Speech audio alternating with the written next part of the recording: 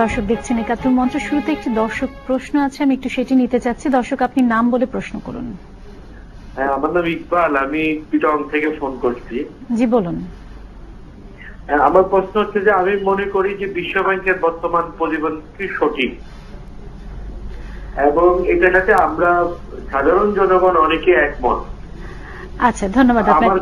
আপনি কি আর কোনো প্রশ্ন করতে চান? ডক্টর মশিউরের কাছে আমার প্রশ্ন হচ্ছে যে এই ব্যাপারে ওনার মতামতটা কি? ডক্টর মশিউর, উনি বলছেন বিশ্ব ব্যাংকের প্রতিবেদন সঠিক এবং পাবলিক পারসেপশন, যেটা ডক্টর হাসান এইচ মনসুর বলছিলেন যে আমি বিশ্ব ব্যাংকের প্রতিবেদন যেটা প্রকাশ করেছে সেটা দেখেছি, যেটা ওয়েবসাইটে দিছে, এবং সেখানে একটা প্রথম পাতাতে বন্ধনীর মধ্যে লেখা আছে সি অ্যানেক্সার 1। অ্যানেক্সার 1-এ বোধহয় আরো অনেক কিছু ছিল যেটা ওয়েবসাইটে নাই। তো তার থেকে যেটা প্রতীয়মান হয় যে বিশ্ব ব্যাংক যা জানে সবটা জনসমক্ষে প্রকাশ করছে না, তারা যেটুকু প্রকাশ করতে চায় সেটুকু প্রকাশ করছে। দুদকের সাথে তারা এই সকল তথ্য আদান প্রদান করে কিনা আমি জানি না, কিন্তু জনসমক্ষে যেটা আসছে সেখান থেকে অনেক তথ্য তারা রাখে না। নিজেদের স্বার্থ হতে পারে, বাংলাদেশ সরকারের স্বার্থ হতে পারে, দেশের স্বার্থ হতে পারে। অতএব অসম্পূর্ণ প্রকাশিত তথ্য এবং অর্ধপ্রকাশিত তথ্যের ভিত্তিতে আমি সঠিক বেঠিক কোনটাই বলতে চাই। আপনি একটু আগে বলছিলেন যে বিশ্ব ব্যাংক কারো বলি চায়, কার বলি চায় এবং কেন চায়? আমি তখন বলেছিলাম যে বিশ্ব ব্যাংকের হলো যে তারা কাউকে না কাউকে বলে দিতে হবে। আমি বলি গেলে যদি টাকা দেয়, আমি 20 বা 30 বার বলে দিতে রাজি আছি, এবং প্রত্যেকবারই 1.2 বিলিয়ন মাল্টিপ্লাইড বাই 20 দের যদি 20-30 বিলিয়ন ডলার পায় আমাকে বলে দিয়ে আমি সহাস্যে বলি কাস্টে চলে যাব। অ্যাডভোকেট আনিসুল হক যেটা বলছিলেন, আমি তবে এই আমার বক্তব্য তো অত্যন্ত প্রগাঢ় শ্লেষ ছিল এবং ঘৃণা ছিল যে লোকটি বিশ্বব্যাপী এরকম একটি কথা প্রচার করতে পারে, তার অনেক দায়িত্ব নিয়ে কথা বলা উচিত, কিন্তু সেই দায়িত্ব আমি এখানে দেখি নাই। সেই ঘৃণাটাও প্রকাশ ছিল এর মধ্যে। ডক্টর হাসান মনসুর, আপনি বলছিলেন যে দুদকের কার্যনির্বাহী ক্ষমতা দুদক দেখায়নি, যেটি পাবলিক পারসেপশন অনুযায়ী। আমি সে প্রসঙ্গে অ্যাডভোকেট আনিসুল হকের কাছে আসবো। তার আগে অ্যাডভোকেট আনিসুল হক যেটি বলছিলেন যে বিশ্ব ব্যাংকের সাথে যখন তাদের কথা হচ্ছিল, ওকাম্পোকে জিজ্ঞেস করেছিলেন যে টাকার লেনদেন হয়েছে কিনা, ওকাম্পো বলেছে না, হয়নি। আমি জানতে চাচ্ছি যে দুর্নীতির অভিপ্রায় ষড়যন্ত্র দুর্নীতি করা এক কিনা? এটা তো আইনগত দিক, অবশ্যই উনারাই ভালো বলতে পারবেন, কিন্তু আমি যেটুকু জানি যে দুটোই আইনি দৃষ্টিতে দুটোই অপরাধ, মানে ষড়যন্ত্র করা এবং অ্যাকচুয়াল অ্যাক্ট অফ ক্রাইম দুটোই অপরাধ। সেই হিসাবে কোনো তফাৎ থাকে না, যদিও শাস্তি হয়তো দুরকম হতে পারে। মনসুর ভাই যেটা বলেছেন সেটা ঠিক, অভিপ্রায়টা অপরাধ না। কারণ আমি মনের ইচ্ছা আমি কি পোষণ করি, আমি পোষণ করতে পারি, কিন্তু সেটা যতক্ষণ পর্যন্ত অবৈধ কাজ আর করার জন্য আমি কারোর সাথে একটা চুক্তিবদ্ধ, মৌখিক সেটা হোক, মৌখিক চুক্তিবদ্ধ যদি না হয় সেটাকে ষড়যন্ত্র বলে না। আর অ্যাক্টের কথা তো আছে এইখানে। যেটা হয়েছে, যেটা আমি বলেছি তখনও, সেটা হচ্ছে যে হ্যাঁ, আমাদের দেশে দুর্নীতি করার ষড়যন্ত্র, যে কোনো অবৈধ কাজ করার ষড়যন্ত্র, সেটা একটা অপরাধ, এবং সেই অপরাধটার শাস্তি হচ্ছে যে অপরাধ করলে যেই শাস্তি, ঠিক সেই শাস্তি তাকে ভোগ করতে হবে ষড়যন্ত্র করে। সেটা আমাদের দেশে, হ্যাঁ আমাদের দেশে। এটা আমি তখনও বলেছি, এখনো বলছি। এবং আমাদের যে আমাদের তদন্ত কিন্তু, আপনি তদন্ত দলের সাথে কানাডায় গেছিলেন, আপনার ফাইন্ডিংসটা কি? সেটা পরে আসছে, আমি এটা শেষ করে নেই। আমাদের যে আমাদের তদন্ত কিন্তু বেসিসটা এখনো তাই যে এখানে দুর্নীতি করার জন্য ষড়যন্ত্র হয়েছে কিনা। তার কারণ হচ্ছে যে উভয় পক্ষ, যারা নালিশি পক্ষ, তারাও বলেছেন এখানে টাকার লেনদেন হয়নি, তাহলে দুর্নীতি হতো।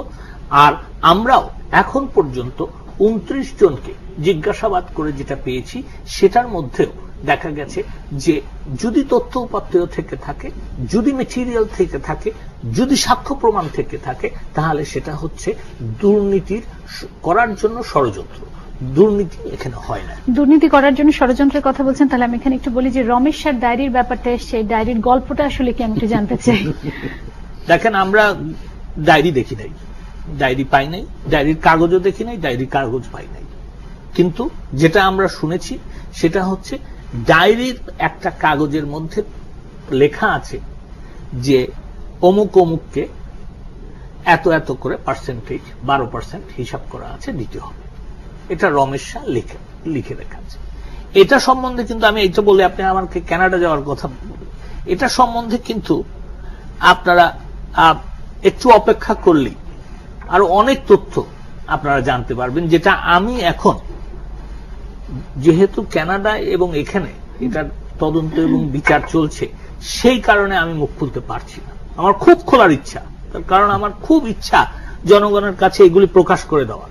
এই যে বলছেন যে পারসেপশনকে ডিফিট দেওয়ার জন্য, পারসেপশনকে আপনার সরিয়ে দেওয়ার জন্য একমাত্র পথ হচ্ছে যে realistically to place everything before on the table. আমি সেটাই করতে চাই, কিন্তু কিছু কিছু কারণে আমি করব ইনশাআল্লাহ, কিন্তু কিছু কিছু কারণের জন্য আমাকে এখানে এখন চুপ করে শুনতে হচ্ছে। ডক্টর মশিউর, আপনি বলছিলেন যে অনুসন্ধান এবং সাক্ষ্য গ্রহণের রীতিনীতি নিয়ে বিশ্ব ব্যাংকের এদের এই 1998-99 সালে একটা কমিটি করে। কমিটির প্রধান ছিলেন পল ভোলকার, নাম করা লোক, ফেডারেল রিজার্ভ সিস্টেমের চেয়ারম্যান ছিলেন, প্রেসিডেন্ট ওবামার পরামর্শ দেন। তো সেখানে বলছে যে বিশ্বব্যাংকের পদ্ধতি হলো আইনের ক্ষমতা নাই কাউকে ডেকে তাদেরকে ওথ দিয়ে তাদের কাছে কোনো প্রশ্ন জিজ্ঞাসা করা, তাদের কাছ থেকে কোনো বক্তব্য নেওয়া। তাদের আইনের কোনো ক্ষমতা নাই কোনো দলিল নেওয়ার। তাদের একমাত্র পথ হলো যে ঠিকাদারদেরকে ডেকে বলা যে তোমার কাছে কেউ ঘুষ চাইছে, তোমার কাছে কেউ চাইছে, তুমি যদি আমাদের সাথে সহযোগিতা করো তাহলে তোমাকে শাস্তি কম দেব, এবং শাস্তি দিতে হলো ওয়ার্ল্ড ব্যাংকের কন্ট্রাক্ট তারা করতে পারবে না। এই ভলকারের রিপোর্টে তারা বলল যে এটা ছাড়া তাদের কোনো উপায় নেই। তারা যদি অ্যান্টি করাপশন বা করাপশনের বিরুদ্ধে কোনো কিছু করতে চায়, এটা একমাত্র উপায়, এবং যারা তাদেরকে খবর দেবে তাদের গোপনীয়তা, তাদের সম্পূর্ণ নিরাপত্তা তাদেরকে দেওয়া হবে। 2008 বা 9 সালে আর একটা কমিটি বসায় তারা, এবং ওই কমিটিতে ছিলেন একজনের নাম আমার মনে করতে পারি, স্যার জন ভেরকার। ও ইউকে ডিএফআইডি সেক্রেটারি ছিল, আমি যখন ইআইডি সেক্রেটারি তখন দেখা সাক্ষাৎ হয়েছে, কিন্তু যখন এর চেয়ার এই কমিটি যখন মেম্বার তখন সে খুব সময় বারমুদার গভর্নর জেনারেল বা গভর্নর হয়ে গেছেন, চাকরির থেকে অবসর পেয়ে গেছেন। আর একজন ছিলেন যে ইউএন এর কনভেনশন অন অ্যান্টি করাপশন এর সাথে কাজ করেছেন, হয়তো ওর প্রধান ছিলেন। তাদের রিপোর্টও বলছে যে আইনের ক্ষমতা নাই কিন্তু উপায়ও নাই, অতএব লোকজনকে ডেকে, কন্ট্রাক্টরদেরকে ডেকে তোমরা জিজ্ঞাসা করো এবং কন্ট্রাক্টরদেরকে শাস্তি দাও যে তোমরা আমাদের কন্ট্রাক্ট পাবে না। এই আমাদের এখানেও একাধিক ক্ষেত্রে দেখা গেছে যে বিভিন্ন কন্ট্রাক্ট তারা ত্রুটি পেয়েছে, সে তাদেরকে বন্ধ করেছে এবং তাদের পরে ফাইন্যান্সিয়াল পেনাল্টিও দেয়, তোমরা এত বছরের জন্য ওয়ার্ল্ড ব্যাংকের কোনো কন্ট্রাক্ট পাবে না, তোমাদের এত টাকা ক্ষতিপূরণ দিতে হবে ব্যাংকে ইত্যাদি দেয় তারা। কিন্তু ওদের যখন রিপোর্ট আসে, রিপোর্টে সুস্পষ্টভাবে বলা থাকে, ডক্টর মশিউর আমি একটু ধৈর্য ধরেন, সেই রিপোর্টে বলা থাকে আমরা তোমাদেরকে যেটা পাঠাচ্ছি এটা summary of what we have heard, এবং এইটা তোমরা কোনো কোর্টে দিতে পারবে না, প্রকাশ করতে পারবে না, এবং আমাদের বক্তব্য অনুসারে তুমি মামলা করে সেটা বলতে পারবে না। তার ফলে দেখবেন যে জুরিসপ্রুডেন্সটা বেশ প্রশ্নমুখী। এই যে আইনের যে ভিত্তি, যে আমি বলছি দোষী কিন্তু আমি বলছি এটা তুমি কোর্টে নিতে পারবে না, কিন্তু তোমার কাছে আমার এক্সপেকটেশন হলো তুমি কোর্টে যেয়ে বলে তার সাজা দেবে। আচ্ছা, দ্বিতীয়ত হলো যে এই যে সাক্ষ্য প্রমাণ সে নিল, এটা আমি আগে যে বলছি দুদকের কাছে দেয় কিনা আমি জানি না, কিন্তু যে মুহূর্তে বলছে যে ওই সাক্ষ্য প্রমাণ কোর্টে দিতে পারবে না, এবং যে লোকটি ওদের কিছু বলছে সে কোনো কোর্টে দাঁড়িয়ে বলবে না হলফ নিয়ে যে আমি এই কথা বলেছি, তার ফলে এই যে সাক্ষ্য প্রমাণের যে সুতা হঠাৎ করে ছিঁড়ে যায়, এটা ওদের একটা বড় দুর্বলতা রয়ে গেছে।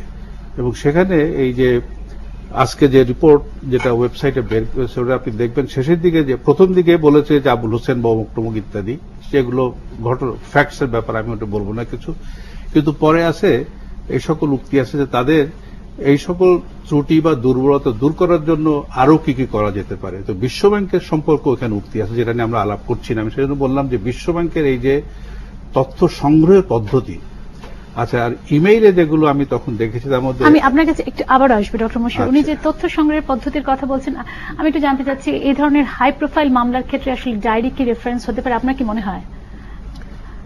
মানে শুধুমাত্র আইনগত বিষয়টা বিবেচনা না করলে আপনি কি মনে বাংলাদেশের করেন? পক্ষে তো আরো ডিফিকাল্ট, বাংলাদেশের তো ডায়েরি দেখেও নাই। এখানে যেটা হতে পারে সেটা হচ্ছে ক্যানাডিয়ান কোর্টে যদি ওই ডায়েরিটাকে কগনিজেন্সে নেওয়া হয় এবং ডায়েরির পেছনে যদি কোনো সাক্ষী থাকে যেটা ক্রেডিবল, তাহলে সেটাকে ক্যানাডিয়ান কোর্ট হয়তো কগনিজেন্সে নিতে পারে। সেই ক্ষেত্রে নিলে তখন বাংলাদেশ কোর্ট নেবে কিনা সেটাও আইনগত বিষয়, সেটা আমি বলতে পারবো না, আমি বিশেষজ্ঞ আইন আপনার কি মনে হয় বিশেষজ্ঞ অ্যাডভোকেট আনিসুল হক যে মানে ডায়েরির মানে শুধু তো ডায়েরিটা আসলে তথ্য প্রমাণ না, আরো নিশ্চয়ই তথ্য প্রমাণ আছে, বা এই ধরনের হাই প্রোফাইল মামলায় ডায়েরিটা কি আসলে একটা রেফারেন্স মানে গুরুত্বপূর্ণ রেফারেন্স হতে পারে? আমাদের আইনে আছে যে আমি লিগ্যাল ব্যাপারটাই হ্যাঁ জানতে লিগ্যালটাই চাচ্ছি। বলছি, আমাদের আইনে আছে যে বিদেশি কোর্টে যদি কোনো সাক্ষ্য প্রমাণ দেওয়া হয়ে থাকে সেটার যদি সার্টিফাইড কপি আমরা জোগাড় করে এই কোর্টে properly authenticated by the high commission of both the countries আমরা যদি এই কোর্টে উপস্থাপন করি এবং সেখান থেকে যদি একজন সাক্ষী আনি যে বলবে যে হ্যাঁ এইগুলি সেই কোর্টের কাগজপত্র, তাহলে পরে এই কোর্ট সেটা গ্রহণ করতে পারবে। একটা দর্শক প্রশ্ন আছে, আমি একটু দর্শক প্রশ্নটা নিতে চাচ্ছি, আপনি নাম বলে প্রশ্ন করুন। জি, আসসালামু আলাইকুম। ওয়ালাইকুম আসসালাম। আমি ফকির মহিউদ্দিন বলছি মিরপুর থেকে। জি বলুন। আমার এইখানে যারা আছেন তাদের কাছে প্রশ্ন যে পদ্মা সেতু প্রকল্পে দুর্নীতিতে বিশ্বব্যাংক যে অভিযোগটা দিয়েছেন যে অভিপ্রায় মানে দুর্নীতির অভিপ্রায় ঘটেছে এবং অভিপ্রায়ের কারণে এত বড় একটা প্রজেক্ট বাংলাদেশের এত মানুষের একটা স্বপ্ন, সেই দুই একজন অভিপ্রায়ের কারণে এই প্রজেক্টটাকে বাতিল করা, এটা কি যুক্তিসম্মত নাকি রাজনৈতিক কোনো কারণ এটার মধ্যে আছে? আপনাকে ধন্যবাদ। আমি আসলে এই প্রসঙ্গে কথা বলতে যাচ্ছি, আমি তার আগে একটা বিরতি নিচ্ছি, আমি এই প্রসঙ্গে আসবো, দর্শক আপনার প্রসঙ্গে আসবো, তার আগে একটা বিরতি নিচ্ছি।